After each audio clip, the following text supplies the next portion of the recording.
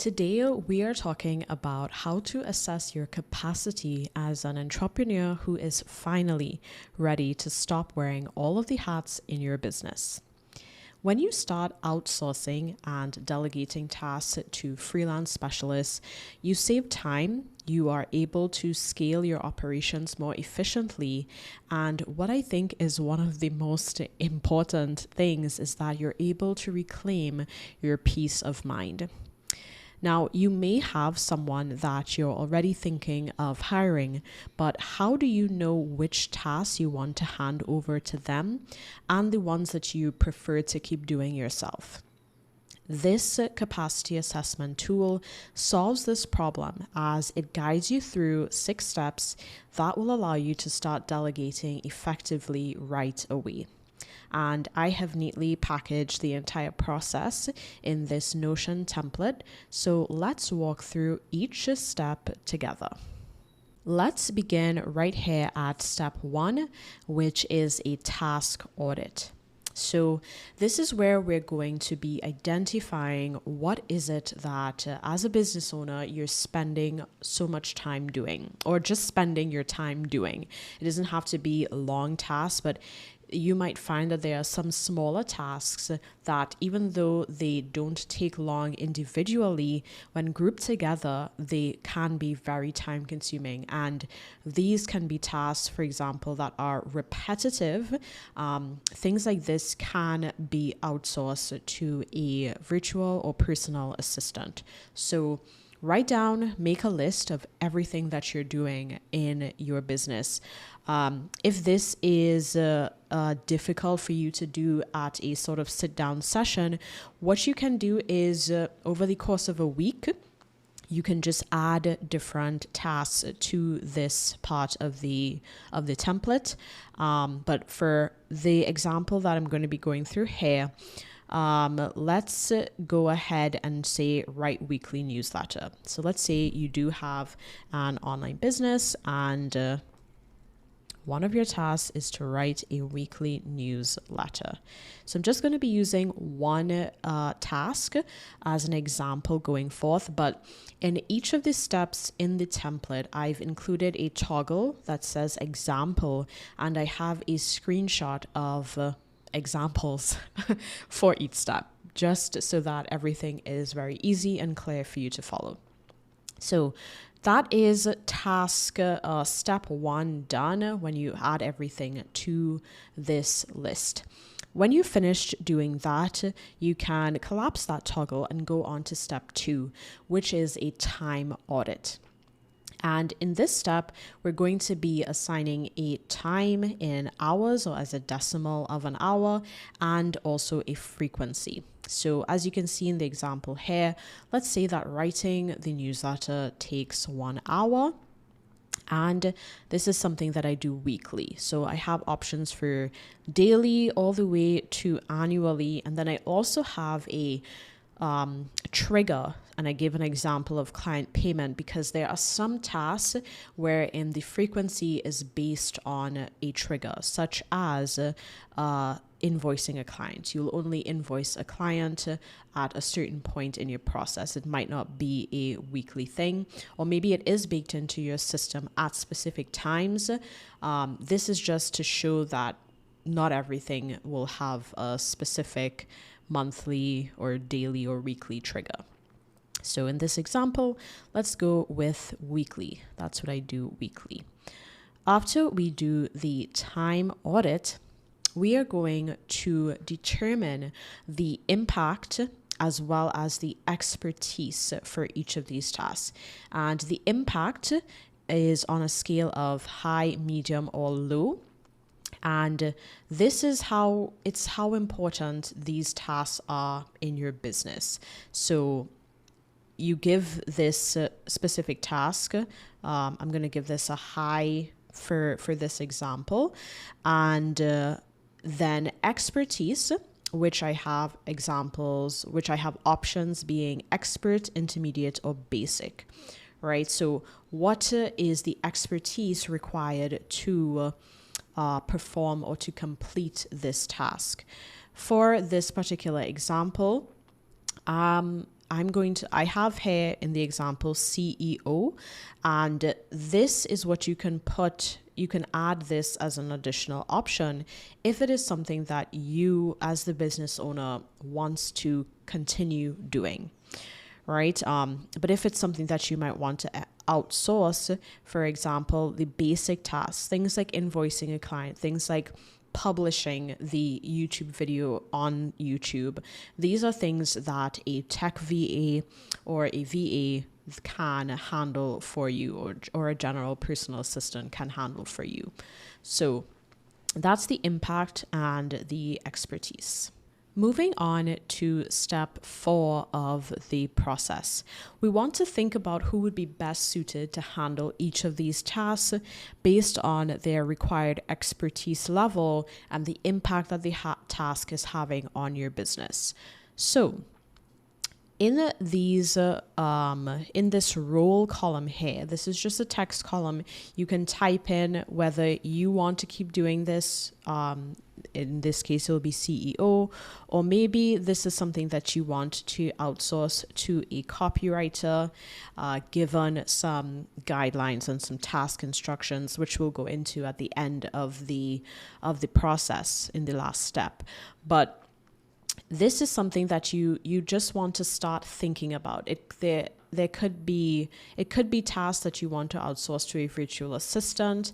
There are also specialized types of virtual assistants where there are tech VAs, content VAs, especially for online businesses. These are all contractors and freelance specialists who can help take very specific tasks off of your plate that they are very skilled in. They are skilled in doing these tasks. Of course, with your guidance based on your particular preference. One thing that I want to make a note of here is that in the Notion template specifically, this is a text property. I put it as a text property because I wanted to give you that freedom. There are different types of online businesses, and even if you don't have an online business, maybe you have a business that just has an online component, but you still want to delegate. So I wanted to give that freedom. But in the bigger, if we look at this system as a whole, I want to give you the option when you are building out this inside of Notion, or if you're having someone else do that for you. This can be a relation property. And in Notion, a relation property connects to databases. In this case, we have this database, which is our capacity assessment database. But what if we had a roles database like this one here? So here you can see I have this database that contains all of the different roles in my business, and I have some SOPs and task instructions. What I put under output, this is a link to the knowledge base database, and then I have the actual freelancer that is currently taking on these tasks for this role in this one database. So I'm just showing you this so that you can see how the system can evolve, because I can simply come across to click on the role property, go to edit property, and then if I come across to type and I change this to relation, I can actually connect this to my roles database, and I can click to a relation if I want to, but there we go. So and now if it is that this is something that I want a copywriter to do, once I have copywriter, as I do have it here in this list, it will show up here in this menu, and I can click on it and have that role connected. So this is just one way that I'm showing you that you can start connecting the different databases if you're using Notion as your single source of truth inside of your business. After step 4, let's go on to step 5, which is determining what it is that you want to delegate.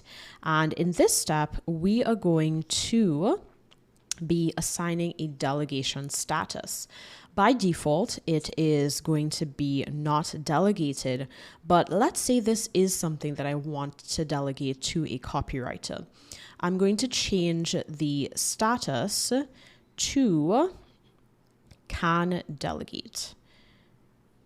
All right, so not only have we determined the task that we want to delegate, how frequently it needs to be done, we know that this is a high impact and therefore it's an important task. We have an idea of someone who can fill the role, and we also have said, okay, this is an actionable, something that I want to be actionable. I'm going to put this as can delegate. And you can see that from the example as well. So that is the bulk of the process. The next step that I have baked into this is writing SOPs. So this particular template, if I go to Write Weekly Newsletter and I click on this, you can see that this database has an SOP template. All right. You can also see that it has that template. If I click the drop down menu at the blue new button, this is the template here. So I'm going to now, I've decided that I want to delegate this task. I'm going to click on the SOP template, and this is going to give me all of the different prompts to go ahead and write out the task instructions that this copywriter is going to need when they are completing this task. Now, as it's a copywriter, in this case, you might not need to be so specific about the procedure, but you definitely want to make sure that they have everything that they need, such as tone of voice for your writing and other important bits, so that the freelance specialist has everything that they need to execute this task. Now, at this stage,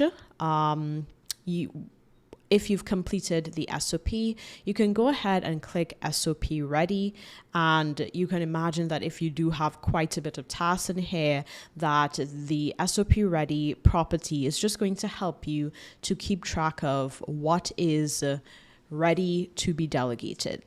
All right. And of course, once you hire a copywriter or you hire a virtual assistant or anyone else who you think is going to be able to execute the tasks on your list, you can move it across to delegated, or you can just change the status via the delegation status in the page. I also have here an example of an SOP from my own system inside of Notion. This is my knowledge base, which is essentially my resource center. It's where I keep SOPs, guides, checklists, anything that people in a team will need to reference material as well, is stored inside of the knowledge base. But this is an example of how you can create an SOP for a team member, for a new hire, to be able to follow everything and ensure that everything is done just in the way that you like it. So I thought I would include that here as well, just in the video for you to see. This is not part of the template. The template comes with an SOP template inside of the database that you can edit, of course, by coming across here and clicking edit. If there are any parts of this process that you don't want, you can remove it as well. All right, now the last thing that I would say is that looking once again at this process holistically, just like we had this roles property, and I changed this from a text to a relation property, you can also, if you already have an SOP library, an SOP playbook, or a knowledge base inside of Notion, you can just connect using another relation property that database to these tasks. And that way, When it's time to share this with your freelance specialist, you can do so either via the page level, or you can create a really nice dashboard for them to be able to reference this information as they are onboarded onto your team. So that is it. That is the capacity assessment tool in full. If this is something that you would like to start doing, if you'd like to start delegating effectively, I've put a link to the Notion template below so that you can implement these steps with ease in your own system. Thank you so much for watching, and please leave me a comment and let me know what you think.